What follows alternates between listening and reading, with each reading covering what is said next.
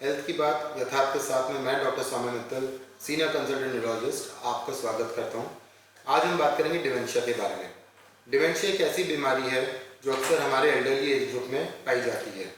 इसकी वजह से हमारा जो डिमेंशिया का एरिया है, जो हमारे एल्डरलीज हैं जिनको डिमेंशिया है, उनकी तादाद बढ़ती जा रही है और इसलिए हमें इसके बारे में थोड़ा सा पता होना चाहिए। डिमेंशिया का जो मेन सिम्टम होता है वो होता है याददाश्त की कमी। पर याददाश्त अकेला सिम्टम नहीं है जिसकी वजह से डिमेंशिया होता है। बहुत सारे और भी सिम्टम होते हैं जो हमें ध्यान रखने होते हैं, जिसमें एक ये भी होता है कि आदमी जो है वो सोच नहीं पा रहा ठीक से, कैलकुलेट नहीं कर पा रहा ठीक से, उसको रास्ता नहीं याद है ठीक से कि कहाँ से आना है, कहाँ से जाना है। तो ये सारे सिम्टम जो है वो डिमेंशिया में इंक्लूड होते हैं। किसी का बिहेवियर चेंज हो गया है, किसी की खाने की चॉइस चेंज हो गई है, ये सारे सिम्टम डिमेंशिया में इंक्लूड होते हैं।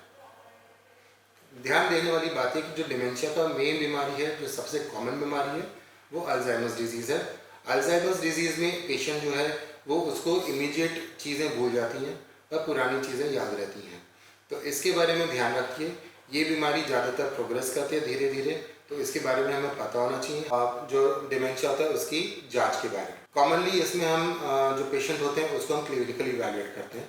टू अ लार्ज एक्सटेंट जो हमारी डिमेंशिया की डायग्नोसिस है वो क्लिनिकल बेसिस पर बनती है। आपके जो सिम्टम आप बताते हैं, जो हम उनको एग्जामिन कर सकते हैं पेशेंट को, उसको मिला के एक क्लिनिकल डायग्नोसिस बनती है। उसके बेसिस पे हम इनका सीटी या एमआरआई प्लान करते हैं और उसके बेसिस पे हमें डिसाइड करना होता है कि हमें क्या नज़र आ रहा है। अक्सर पेशेंट्स को छोटे मोटे इंफाक्ट्स होते हैं जो काफ़ी सारी एक साथ होने की वजह से डिमेंशिया और याददाश्त की बीमारी बनती है। उसके बाद नेक्स्ट लाइन आते हैं पेट स्कैन। पेट स्कैन एक नया टेस्ट है जो हमारे डिमेंशिया में हमें बहुत हेल्प करता है डायग्नोसिस बनाने में, और ये एक सिग्निफिकेंट टेस्ट है जहाँ पे हमारी डायग्नोसिस जो है वो सिग्निफिकेंटली आ सकती है। ट्रीटमेंट भी हमारा प्रोटोकॉल इसमें थोड़ा सा चेंज हो सकता है। टू अ लार्ज एक्सटेंट काफ़ी लोग कहते हैं कि इलाज हमारे पास ज़्यादा नहीं है, पर आज की डेट में हमारे पास नई दवाइयाँ आ रही हैं और इन नियर फ्यूचर हमें उम्मीद है कि हम डिमेंशिया को सिग्निफिकेंटली स्लो डाउन कर पाएँ। डिमेंशिया जब बढ़ता है और अल्जाइमर्स डिजीज़ जब बढ़ती है तो पेशेंट जो धीरे धीरे चीज़ें भूलना चालू कर देता है। धीरे धीरे वो आपको नहीं पहचानेगा, घर को नहीं पहचानेगा। वो एक ज़िद करेगा कि मुझे अपने पुराने घर जाना है।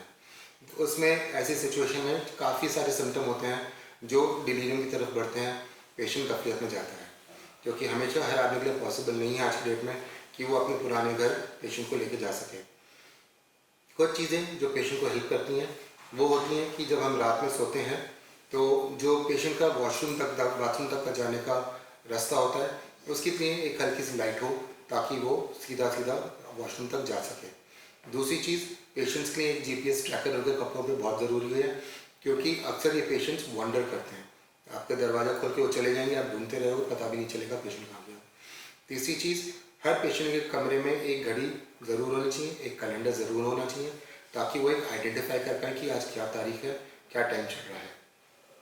चौथी चीज़, आप अपना एक अखबार अगर उनके पास देंगे, उनके साथ बैठ के पढ़ेंगे, बहुत अच्छा उनको लगेगा। It is very helpful. पांचवी चीज़, आपके साथ जो पेशेंट है वो आपको थोड़ा सा जो ब्रेन गेम्स होते हैं, सुडोकू हो गया, चेस हो गया, कार्ड्स हो गए, थोड़ा सा उन पर फोकस करिए। ये डिमेंशिया को थोड़ा सा स्लो करता है, प्रोग्रेस उसका स्लो डाउन करता है। सबसे इम्पोर्टेंट बात है, पेरेंट्स आपके, थोड़ा सा उनके साथ टाइम स्पेंड करिए।